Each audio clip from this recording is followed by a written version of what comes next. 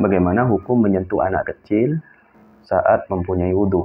Apakah itu membatalkan ataukah tidak?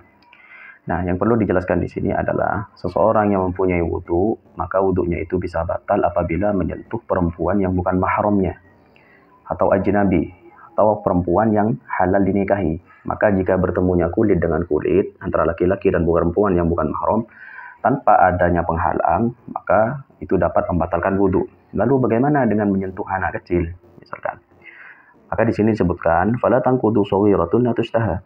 Maka tidak membatalkan wudhu menyentuh anak perempuan yang masih kecil.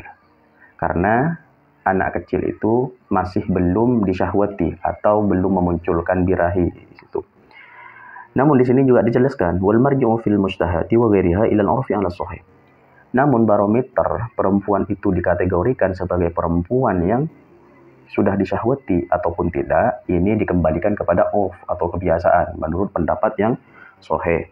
Kemudian di sini ada perkataan dari Syekh Abu Hamid. Beliau mengatakan, allati la tushtaha man laha arba'u sinina fi ma dunaha.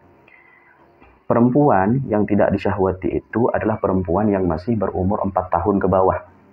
Jadi, diambil dari kesimpulan pendapat beliau ini, menyentuh anak yang masih berumur 4 tahun ke bawah itu tidak membatalkan wudhu. Seperti yang dijelaskan oleh Imam Ad-Dumairi.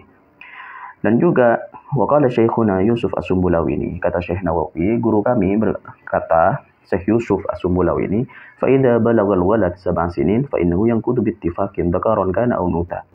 Apabila anak tersebut ini sudah mencapai umur 7 tahun, laki-laki ataupun perempuan, maka menurut kesepakatan para ulama itu dapat membatalkan wudhu.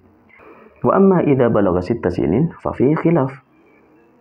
Akan tetapi, jika anak tersebut masih berumur 6 tahun, nah di sini terjadi perbedaan pendapat para ulama. Ada yang mengatakan batal wudhunya, ada yang mengatakan tidak membatalkan wudhu. Hatta annal walad alladhi balagha 5 sinin faqat yanqudu liman yashtahihi wa la yanqudu li ghairihi. Nah, hingga anak yang berumur 5 tahun. Anak yang berumur 5 tahun itu, apabila orang yang menyentuhnya ini bersyahwat kepada anak tersebut, maka wudhunya batal. Namun jika tidak bersahwat, maka tidak batal.